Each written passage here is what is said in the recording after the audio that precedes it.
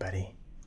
This is Aaron from ASMR Destiny, back again with you in this video, which I'm going to be talking to you in a low volume voice, sometimes just like this, and sometimes in a whisper, just like this, in a whisper. So I hope you enjoy it. In this video, there appears to be a big storm happening right outside, so I'm sure you'll be hearing that in the audio. I am going to be using this time to talk about the winners of the recent Oscars, my reaction to some of the categories. I actually printed out a Oscar prediction sheet and filled out I filled out every category, but I managed to get 15 of them correct with maybe like 2 or 3 total guesses, but that I did pretty good this year. A few of the categories, so I'll talk about. First off, of course, the winner of the Oscars was Best Picture, and that went to the film called Spotlight. And if you have not seen Spotlight yet, it is a movie about, I believe, a Boston newspaper, a investigative division of this paper that exposed the Catholic Church scandal, and has a total A-list crew or cast, and I highly recommend watching it just because of the fact it's a really fascinating look inside of how newspapers used to, at that time, do investigative reporting. I'm sure a lot of the techniques are still in use today, but just not having like a smartphone on you, right? Really kind of changed things up. I mean, they were looking, it's a lot of technology that they had back then, so but just how it all came together and the resources that they had to kind of expose this controversy was really fascinating to watch, and it was really well put together. Did it deserve Best Picture? I believe that it deserved to be in the Best Picture category. I mean, everybody has kind of like their own opinion on Best Picture. Like, what is a Best Picture? Like, what is it supposed to represent? And if I was just going for pure entertainment value, I would definitely give this award to Mad Max. Mad Max, I think I've talked about it before, but Mad Max pretty much is the most entertaining film of 2015. If you haven't seen it, I highly, highly recommend you watch it. It's such a fun movie, and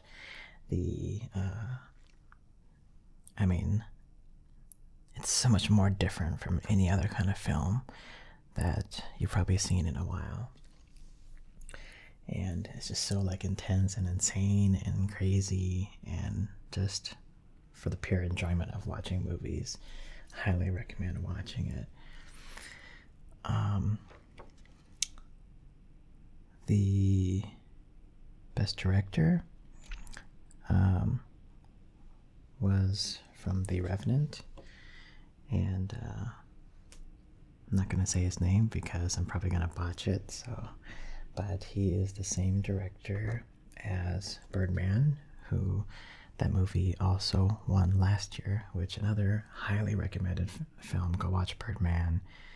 It's really awesome. It is, besides the story and the actors, but it was also shot and presented as a one-shot movie. So the camera follows around the actors in what appears to be like a one-shot sequence. So it's really a fascinating, unique look. In my opinion, more immersive to have the camera working in this way, to just be flying around with the actors and appearing to be like one cut. So I thought it was really more immersive. But yeah, go watch Birdman. But yeah, The Revenant won for Best Director. And I mean, rightly so. I mean, The Revenant, if you haven't seen that one either, gotta go watch it. I mean, it's just, again, it's another just unique, powerful film that, that really probably couldn't have been done, even years ago. And when I say that, from a production standpoint, right, there's not any visible CG in the movie that you can really tell, but there has been a lot of post-production work done on The Revenant. It's just kind of all those like invisible effects that you never really hear of.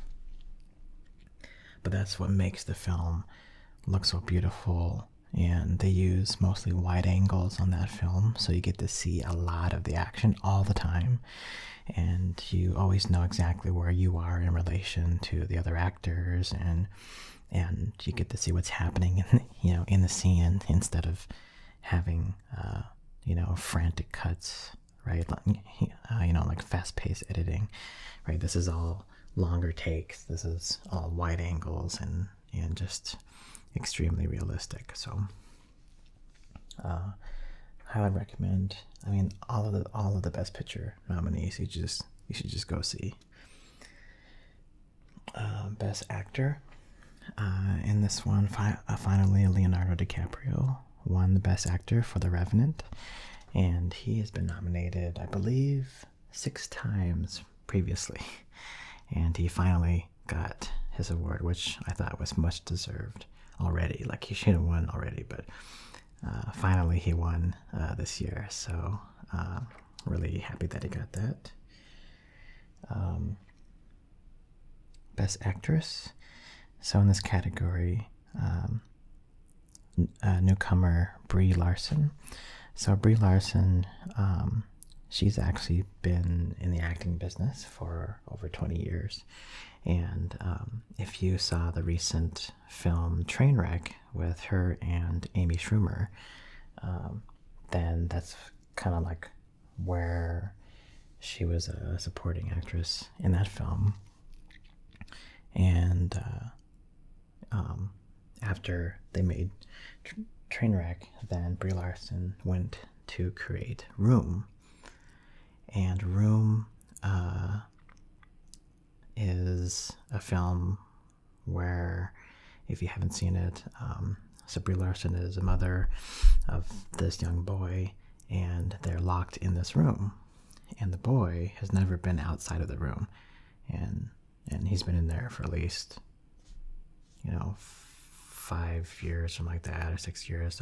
I forgot how old he's supposed to be in the movie, but he's never seen the outside world, so he doesn't know. He doesn't have any concept of being outside or what's outside. He's never seen any other human besides this man that supports them and comes over periodically. So,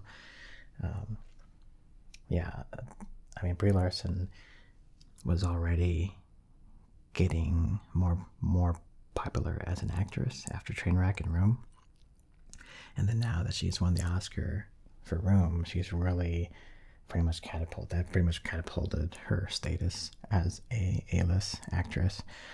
And a lot of people will compare her to Jennifer Larson, or Jennifer Lawrence, who rose rose in the ranks and now has become an A-list actress, and now Brie Larson is doing the same thing. So I'm sure we're going to see a lot more good stuff from her in the future.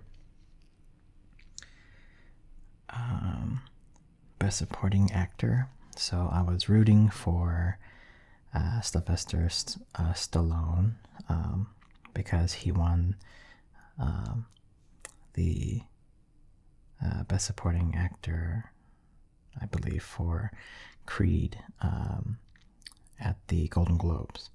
So he was kind of like the front runner, or like the favorite to also win the Oscar. But that actually went to Mark Rylance from Bridge of Spies, which, you know, I haven't seen Creed personally, so I can't compare Creed to Bridge of Spies, but I have seen Bridge of Spies, and I don't know, it's questionable, you know, compared to like Mark Ruffalo in Spotlight. I thought had a stronger performance in that film. So yeah, that one I didn't get right. Best Supporting Actress. So I chose Jennifer Jason Leigh from The Hateful Eight, and Alicia Vikander got it for the Danish Girl, which I thought was, you know, equally deserved. If you don't know Alicia Vikander, she's another one of those actresses that just recently became, you know, A-list. I first saw her in Ex Machina. Again, if you haven't seen any of these movies, go watch these movies. Okay, they all should be on video. But Ex Machina is more of an indie film, had a lower budget. Alicia Vikander plays this robot that is created by this billionaire guy who creates an AI.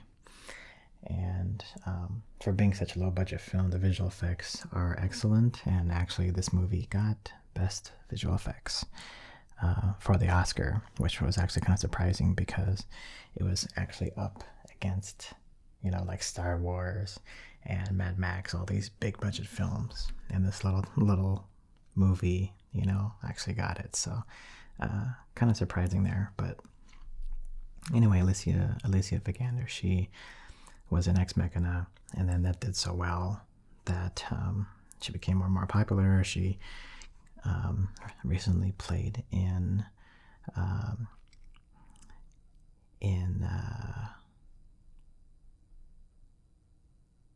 what's that film I'm thinking of? Man from U.N.C.L.E. So she played in that film. And then after she was in that one, then she was in The Danish Girl with Eddie Redmayne. And of course she was excellent in that film, and that's how she got the Oscar in that one. And then her next film is actually with her current, with the guy that she's dating right now, which is Michael Fassbender. And they have a film coming out soon, which Michael Fassbender is a lighthouse operator, and they find this baby that washed ashore on this boat. And one of my other most favorite actresses, Rachel Weisz, is also in the film, and I believe she plays the mother of this baby that was lost at sea. So it's gonna probably be a pretty it's gonna be a big tearjerker, I bet. So that one's coming out soon. The trailer is out right now, so you can go check that out. Sorry, I forgot what the name of the movie's called, but just search for Alicia Vikander and I'm sure you'll find it.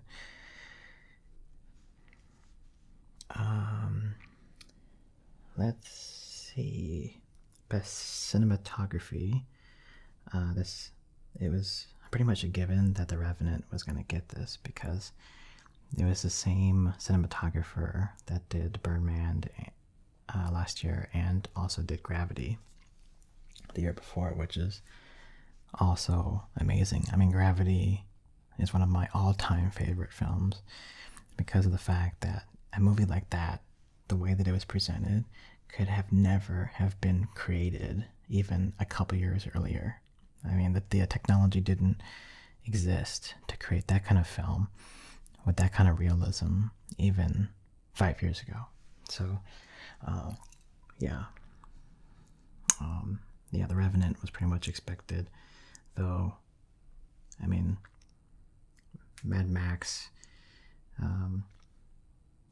actually took a lot of the other technical awards, like Best Sound Mixing, Best Sound Editing, Best Makeup and Hairstyling, let's see, Best Costume Design, and Best Production Design. So Mad Max took a lot of those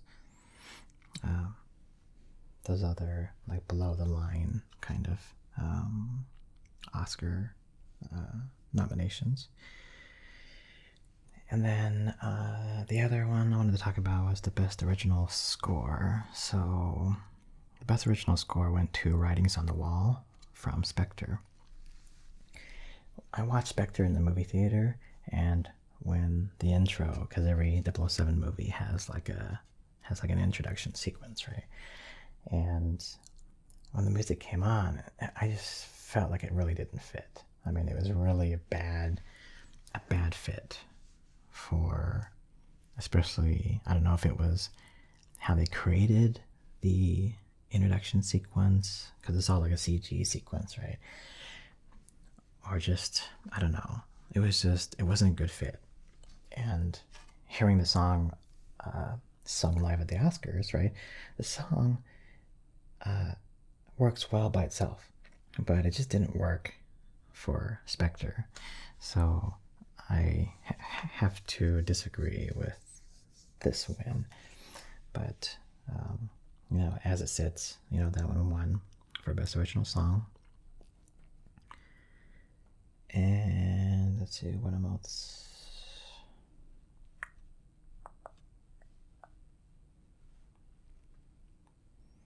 I think I actually went through this pretty quickly.